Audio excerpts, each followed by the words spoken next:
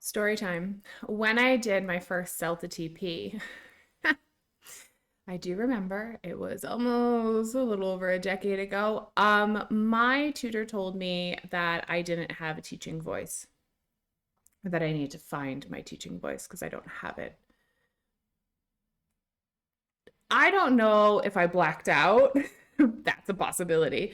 But I didn't listen to anything that came afterwards. Because for me, there was no context, there was no examples, no advice. It was just that you have no teaching voice and you need to find that. And nearly a decade later, this is just a little comment rattling around in my head. It was a pivotal point in my career, but the problem is that most teachers are being told to find their voice, find your voice, without a single practical step. What do I do with that? That's nice. Thank you for telling me to find my voice, but how do I actually do that? So in this episode, I'm going to give you some steps that I wish I had, or my tutor had given me at the time, where I just blacked out, went home, cried a little bit, and finished myself up relatively successfully. But yeah, so I'm going to give you some tips that I think have been helpful for me, because clearly this little comment has been in my life for the past 10 years. And then hopefully you can stop performing, because I think that sometimes teachers get a little performative, and you can start just leading your class. Hey there, it's Kelly, and if you're here for miracle fixes, shiny classroom hacks, or whatever today's buzzword is trending, yeah, not gonna happen. What you will get is real talk about English teaching, teacher training, and the chaos we actually deal with in ELT. So let's get into it.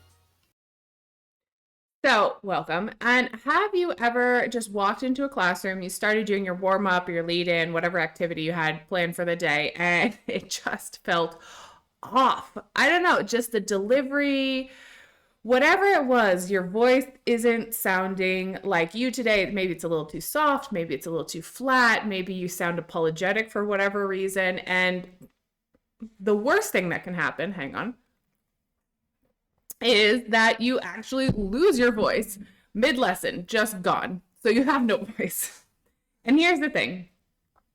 When I talk about finding a teacher voice, it's not only your literal voice, yeah? I'm also talking about your kind of figurative teacher voice as well. And that's just as important, if not more important, because it's the way that you set the tone for your classroom. It's the way that your students know that you're going to show up for them. It's the way that you kind of lead and guide everybody through what they need to get through. So if you've ever felt like, maybe I'm still trying, quote unquote, trying on my teacher voice, I'm still figuring out how I want to sound, you're not alone. And today's episode is for you. So let's go through it step by step. Here's what nobody tells you in teacher training, because I've done a lot of teacher training personally. I've gone through quite a bit of it, and nobody actually addresses the fact that talking all day, 8 to 10 hours a day, is exhausting. First of all, drains your energy if you're not a chatty person. Luckily, I am a chatty person, so I do like to talk. But if you have to project without shouting and without sounding unnatural, and then sometimes, depending on where you're teaching, if you're new to teaching, if it's a new group of people, there's a little bit of nervous energy. And then that has a sneaky way of getting into. So not only sometimes are you exhausted, but also, if you're a little bit anxious, then you're speaking with a higher pitch, you're speaking faster, and it's less clear. And when I first started teaching, I thought I was fine. Until about 2 weeks in, and I realized my throat, vocal cords, all of that in that general region just kind of felt like sandpaper. And my pacing was all over the place. And my students were just very politely confused. So if this sounds familiar, good, you're not alone, welcome. And you're not broken either. It just means you haven't really learned how to use your teacher voice yet, and let's get into it. So part one, segment one, let's talk about your literal voice and why it matters. Your voice is your main classroom instrument. Not the book, not the whiteboard, not your whatever. It's your voice. You're a language teacher. It sets the mood, it directs attention, and it builds authority. And without controlling it, it can betray you. It can make you sound unsure. It can make you sound rushed. It can make you even sound apologetic when you are not meaning to sound apologetic. So here's the practical tip number one, which is kind of obvious now and maybe obvious for some teachers, but for other teachers and depending on the scenario that you're in, it might help. So practical tip number one, lower and slower. Most of us, when we're nervous, pitch our voices higher and we speed up. I see this all the time when I have to observe. You can tell when someone's nervous because it just goes right up, both speed and pitch. And the problem is high, fast speech is harder to hear and it's harder to process for some students.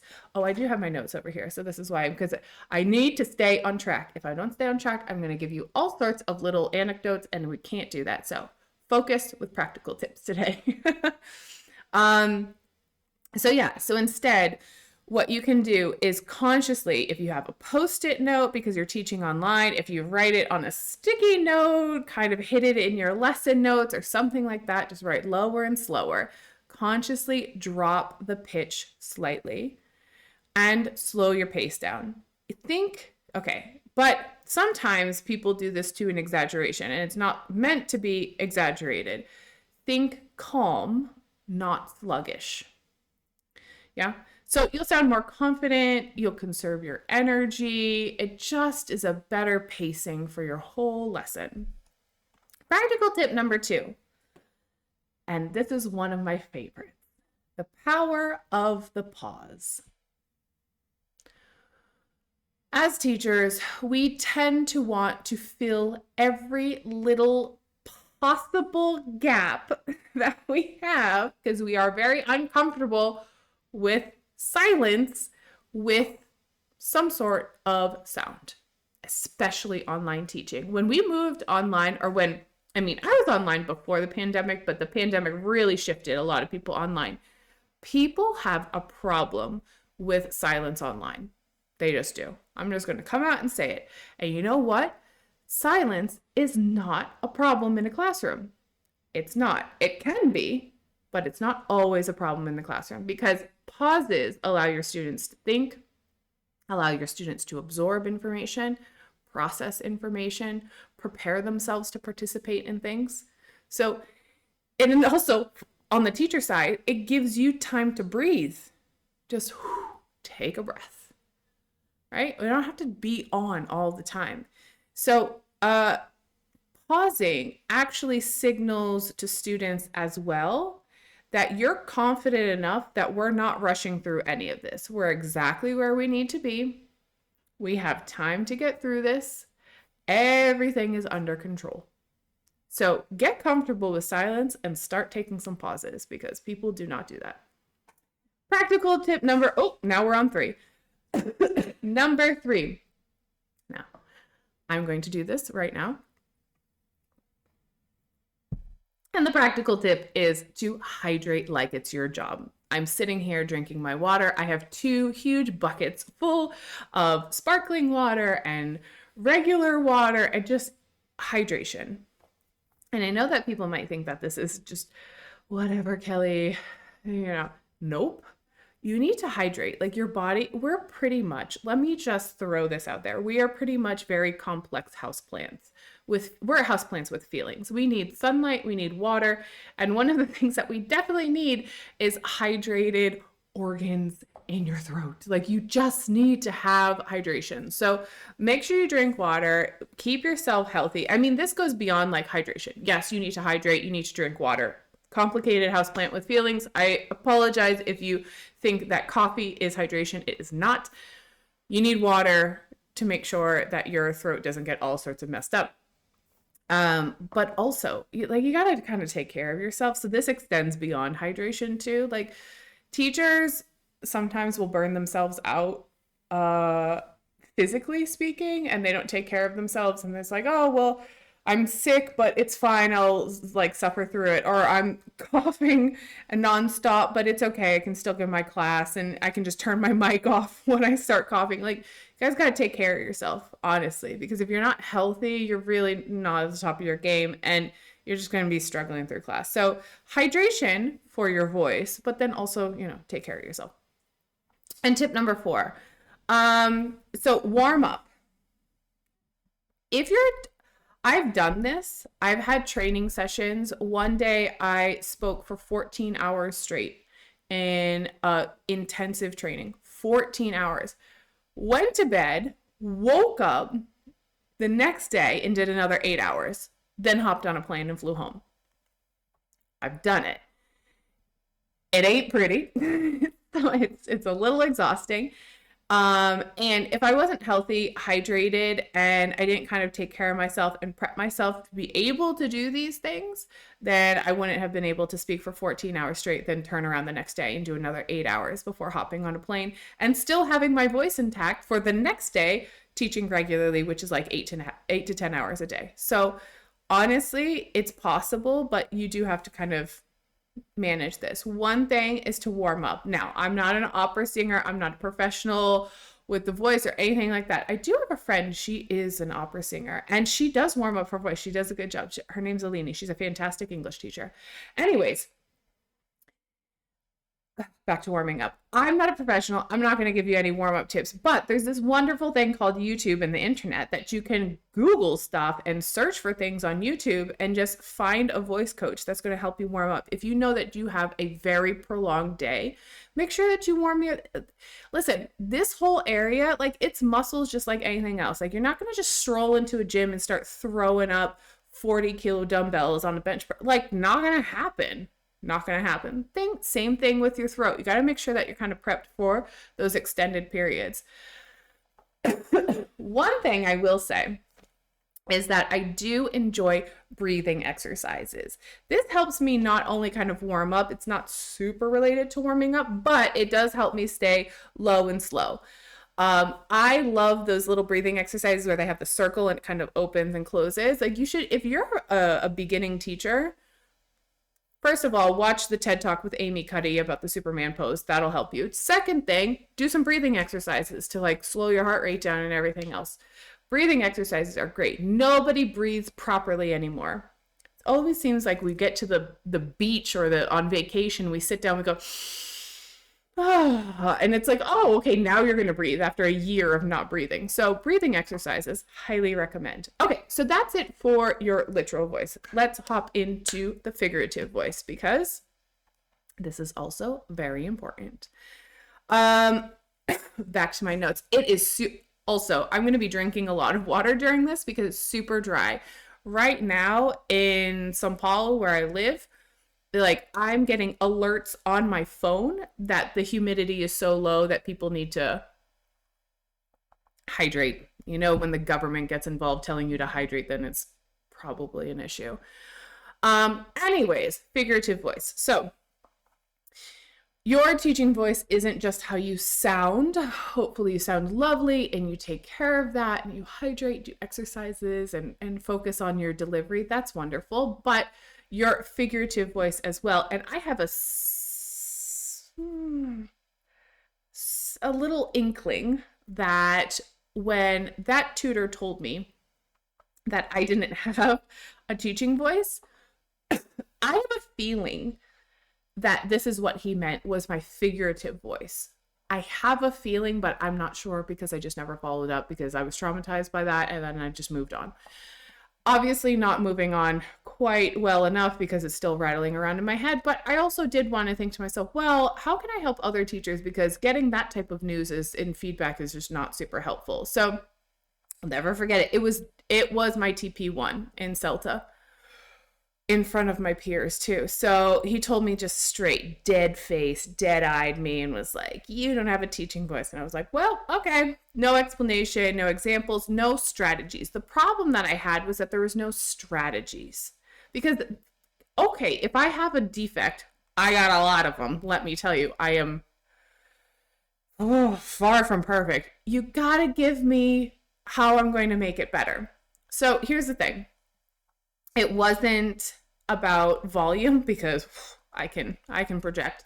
I think he was talking more about my presence, but because he didn't give me anything practical and he didn't say, like, he didn't give me example, like, this is what I mean by you not having a teaching voice, like, so there was nothing for me to build on. I'm just going to be honest, and it just was frustrating. So it more landed as kind of a personal attack as opposed to constructive criticism, which I'm more than willing to take if you tell me how to fix it and make it better. So the worst part about this, it's pretty much over a decade later, it's still kind of rolling around in my head, and it's not because I believe it anymore.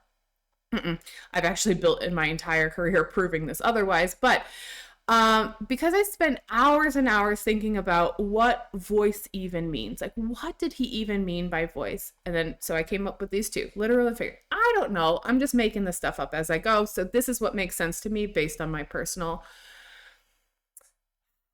anecdotes. Okay. I really badly wanted someone just to explain it to me and kind of give me some coaching and some tips. And so that's what this is for this kind of second half about kind of your teacher presence, we'll say. They have this thing called executive presence in the business world. So I'm thinking it's more like your pedagogical or teacher presence. That's what we can call it. And I just want to give you some steps that maybe will help you improve that instead of some random vague feedback that leaves you spiraling for over a decade, like that happened to me. Okay. So my first tip for finding your teacher voice is authenticity over imitation. When you're new, it's often very tempting to copy another teacher's style because you admire them, because it's effective in the classroom, because someone told you that that's what you're supposed to be. That's the teacher mold. That's what you're supposed to look like or say or do. So, the thing is, there's usually a couple different teacher profiles rolling around in education. There's like the super energetic one and maybe the really strict one, but the class is really calm and they always, do what they're told. Maybe there's the cool one, or maybe there's the one that thinks they're cool and like clearly is not cool because I'm sorry, you're a teacher. Like, my whole opinion about this, I talked about this in another video. Like, especially when you teach teenagers, like, you're never cool. You are an authority figure, so you're just not you're not really that cool. Just, you're a teacher. I don't think any teachers are like cool teachers. I think there's inspiring teachers, but like the cool ones, it's just like, oh, don't go for that. Anyways, that was a personal judgment. So the thing is, if it's not sustainable, it's not you. A little soul searching here, it's not going to last. So if you try to mimic or resemble somebody else, that's not sustainable. Like, you're not going to be able to maintain that. And it's always like you're putting a mask on or you've got to do and that's exhausting. Listen, I have a little anecdote about this. In the beginning of my career, especially when I kind of went like freelance, I wanted to try to establish myself a little bit because, we all get the pressure of like going online and social media and all that crap or whatever. What I noticed was I tried to fit in to the teacher organizations and the teacher groups and communities here where I live and stuff like that. And they're all very, my opinion, stuffy. It's full of academics, which is great for them. Like, I am just not that person. They're all very professional and they're all very like politically correct and they always say the right things. And it's just like, I'm a mess. I am a mess. Pulled. Like, I'm chaos. I am chaos wrapped in this like crazy. It's just, that's what I am. That's what I've always been though, I think. Genuinely speaking. And so when I tried in the beginning, I tried to be very like polished and I tried to be very, how do I say this? Not having a strong opinion one way or another and be very considerate and things like, it's not that I'm not considerate. I have an opinion and I'm going to say it. And if you don't agree with me, I'm actually pretty cool with that. That's fine. Just tell me what your opinion is. we're going to probably disagree, but that's okay. If you have a good enough argument and can convince me otherwise on changing my opinion, I'm totally open to that. I'm just not polished. Needless to say, the very pretty colors and the pastels and the professional pictures and things like that, it ain't me. It's just, this is just not going to fit into that mold. So it didn't last because I was constantly performing and I hated creating things. I hated creating things because it wasn't me. It wasn't authentic. Be true to yourself, not offensive, not trying to, always cause problems or anything like that, but you are who you are. So that's my first. Authenticity over imitation. My second tip is to find your style. So with that little rant over, some teachers are very calm and steady. I've actually met quite a few. They're just very consistent. It's almost like my husband, and he's annoyingly consistent. And they just never raise their voice, and they hold the room's attention, and everything is just, that's how they are. Awesome. If that's you, cool. There's others who are very high energy or very expressive, and they use a lot of movement and their facial expressions. I tend to fall into this category. Like, you know exactly what I'm thinking if you just look at my face. Super expressive. I can't hold it in too well. I try. I have zero poker face. Zero poker face. So that just doesn't work. And since I've moved to South America, I think it's amplified my movements of my hands and everything else. Even my dad commented on it. I was visiting him this year, and we were in the car, and I was talking about something, and my hands were going, and he was driving, and he's got a big truck too, by the way. Like, I'm clear across the truck, and that's huge, the big American trucks. Like, he's a Texan. He drives a big truck. I'm on the other side of the cab, and he is like, "You're invading my space with all your movement." I was like, ah! So then I realized that I'm very expressive, and he didn't, it wasn't criticism. My dad's a funny guy. Anyways, so I'm typically that. And then there's other people who are not that. And you don't have to be one or the other. It just is what your personal style is. And then there's other people who are funny, and they can so seamlessly kind of weave humor into everything, and it breaks the tension, and they have great rapport because it's just like they have that timing. Let me tell you, if you're not funny just outside of the classroom, don't try to be funny inside the classroom. It ain't going to land well. It's not going to be great for you. So there's no single mold for a teacher, is what I'm saying. Your style is your style, and what you think is going to be sustainable over time, and just kind of being authentic to yourself, and that's it. So none of these one styles or one type of person is the correct type. You will learn as you start teaching that your people will find you. Your students will find you. People who identify and kind of like your own personal quirks will eventually gravitate towards you. And that's fine. And there's some students that are not going to like your style, that don't really get who you are as a person, and they're asking for something else. And hey, it might not be the best match, but it is what it is. So I just think that if you're going to be in this for a long term and you want to do like freelancing and things like that, you got to be authentic and true to yourself. Yeah. That's all. Also, so if you want to kind of find your own personal style, and this is like you having to figure out who you are. I got some prompts for you. I wrote them down just to kind of keep me on track because I totally went off track there. But ask yourself, what tone feels natural for me over hours, days, and weeks? I'm a big person that I like to journal things and document things. I kind of document everything. I'm a little neurotic about it.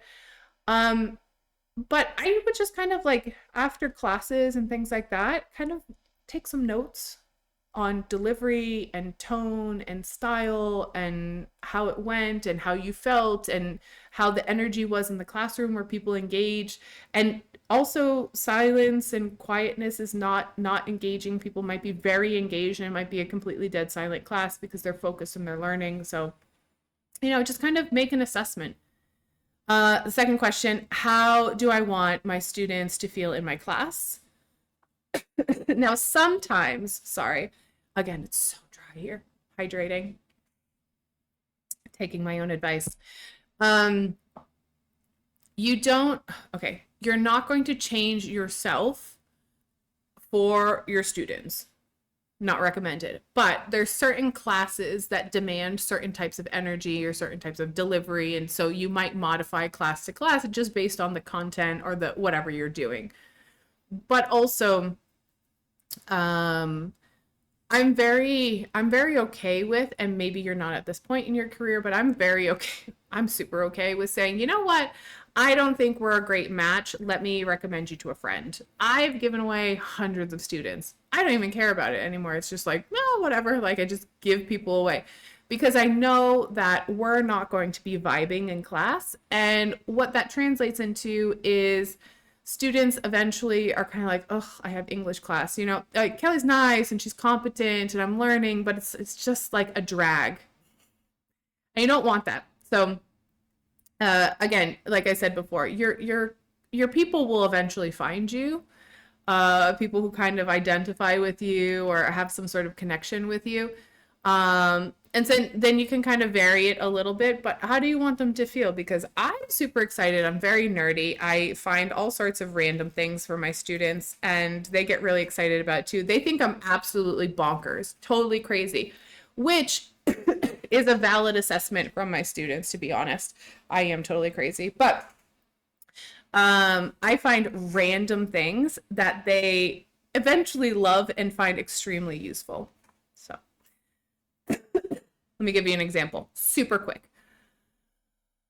I had a student and I had a whole class about a plastic chair, the design of a plastic chair. And then he went to a conference and he did a whole presentation about UX because he's like a designer, a tech guy. And he used my plastic chair example because he thought it was so good. So sometimes he was like, we're really going to talk about a plastic chair. I'm like, we're going to talk about a plastic chair. And we went through the origins of the plastic chair and we did all sorts of like listening and all sorts of activities. And then he used it in a professional presentation. I mean, yeah, obviously like he didn't use the English lesson, but he used the idea. So crazy chaos. Anyways, third question you can ask yourself, which parts of my personality do I want to amplify? So the three questions again. What tone feels natural for me over hours, days, and weeks? How do I want students to feel in my class? And which parts of my personality do I want to amplify? I am nuts. I love amplifying the crazy. I think people need to have fun in life. I'm so sorry. I'm a piece of dust floating on a rock in the middle of space. Like, I gotta laugh. I gotta laugh at the things that are happening around me because life is completely ridiculous. So I amplify certain parts of my personality for my English lessons. These questions are going to help you get to answers that are eventually going to be your roadmap of what is your teacher voice and kind of what's your identity in the classroom. So, all right, we got to integrate these, right? So we have voice and presence, they come together. My goodness, it's so dry. It's hilarious that I'm doing the voice one and I have a cough. So hydration, again, hydration break. So when your literal and figurative voice align, something shifts. And you stop worrying about performing because we're not circus clowns, we're teachers. You stop performing and you start actually leading the room. Lessons get smoother, students respond faster, and your energy just lasts longer. So you've got to try and get these voice and presence aligned. It'll make you feel better. Trust me, I struggled through it since since that first TP of CELTA, and now I just own it and I feel so much better teaching. I could teach for 20 hours out of the day. I would be perfectly happy. We need to normalize the learning curve. Again, following my notes here, we need to normalize the learning curve. So if you're experimenting with your style, with your voice, you're feeling kind of inconsistent, normal, totally normal. It's part of the process. It's part of finding out kind of who you are. It doesn't have to stay that way all the time. Like, oh, I've decided this is how I'm going to be. No, you can move. Voice and presence are skills that you can build intentionally and throughout your entire career. Who knows? In 10 years, I might have a different voice, a different presence. Right now, it's just chaos. Controlled chaos, sometimes organized chaos, but mostly chaos and a little bit of rants, sometimes sarcasm. It's a lot. It's just, it's your personality of who you are. Okay, so this week, try one thing, either a literal voice tweak, get that Post-it note, slower, lower, more pauses, or a figurative voice choice. So doing something intentionally, like maybe adding humor. If you're a funny person, be careful. Learning a language, humor doesn't always translate into other cultures, but okay, we can try it. If you're a funny person, if you're not, please don't try to be funny. Setting a clear boundary early, maybe amplifying something of your personality that you think is going to be beneficial for you and your students. And then notice how it changes the room. Reflection is a part of teaching, so you do need to reflect on it. And if you want support in finding a voice that is 100% yours and lasts longer than your vocal cords can currently handle, you can reach out to me. I work with teachers at all stages, novice teachers to advanced level and very experienced teachers, to make part of the job easier. Like, this is something that I struggled with, so I certainly can try and help you with that and become more authentic and something that's more sustainable in your classroom. Don't forget, your voice is your power. It's your number one tool that you have in the classroom. So we have to make sure that it works for you. That's it for today. If you want more, I've got binge-worthy playlists right here on the channel. You can also grab some resources at kellypenningtonelt.com, Instagram at kellypenningtonelt, and yes, even LinkedIn, where I do my best impression of being professional. Links below. See you in the next one.